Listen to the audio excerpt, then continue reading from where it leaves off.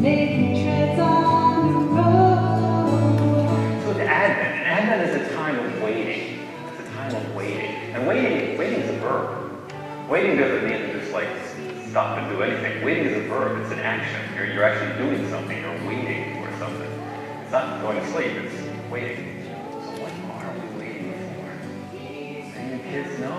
I mean, well, who are we waiting for? Yeah. Oh, geez. Wow, that's so wonderful. What's your name? Jeremy.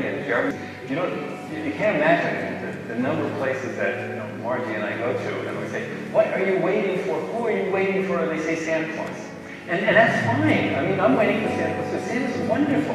Santa's wonderful, but Santa gives us the magic, but Jesus gives us the miracle. Who brought salvation into the world? Anybody want to guess? Yes? Mary! Oh my goodness, that's wonderful. And because Mary said yes, everything changed. Look at all the girls, all the women, from the youngest to the older. Stand up, just a little. Guys, get your chance. Get your chance. We, the women of Sacred Heart Church and guests, accept the gift once given to Mary and now offered to us. Yes, I believe this. Let it be so. If you all accept what was just said and pray it will happen through you and in you, all you need to say is amen. But did Mary really know what she was saying yes to? She had faith and she had trust, and it didn't really matter what she was saying yes to. She knew she was saying yes to God.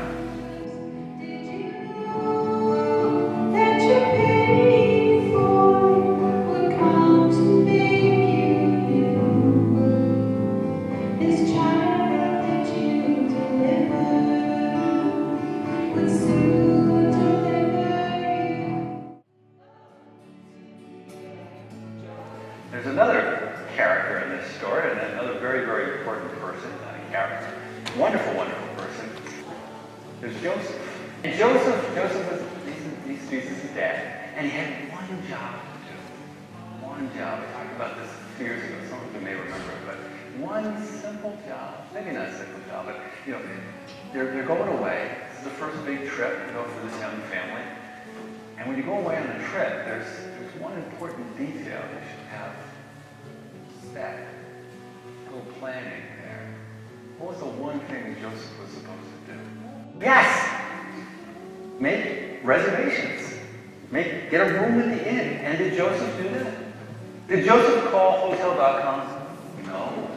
Did Joseph call, and figure out what was the best deal, or call ahead, or send somebody? No, he didn't do that. Somehow Joseph creates a space. He creates a space out of really nothing. I mean, if I was Joseph, I don't know if I could have done this. He had a really tough time. And he's traveling, and he tries to find room at the inn.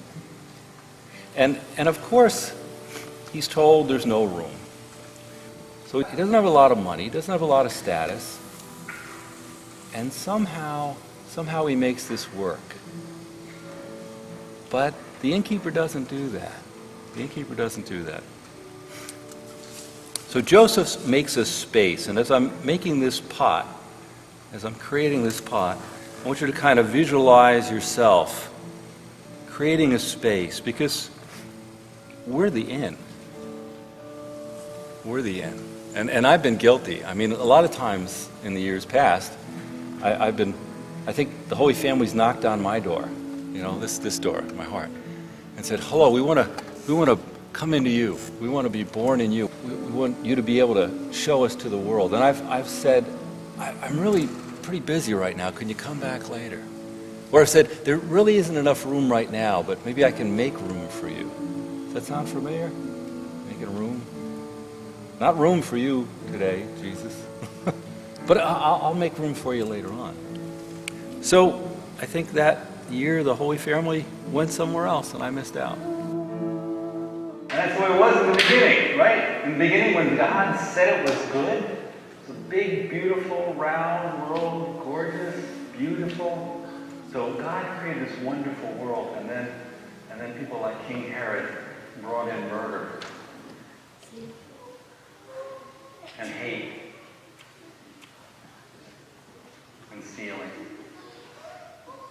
Yeah, that's what God said. And then Christ comes, and Christ transforms all of that. He really does. Brings in love, your neighbor, not yourself. Turn the other cheek. Don't murder, don't steal, don't lie. And if we allow that to happen on Christmas, that's transforming the world. That's what Christmas is like. Don't let it rush by. Don't be drawn up in the magic of the lights and the stories and the songs and miss out on this wonderful, wonderful, wonderful miracle. Because God invites us, every single one of us, to be part of this. And just like I invited all of you to be part of that new pot that will come back to the parish, and you'll be part of it. I can make these pots without your help. And God can remake the world without our help. But God invites you to become part of the process.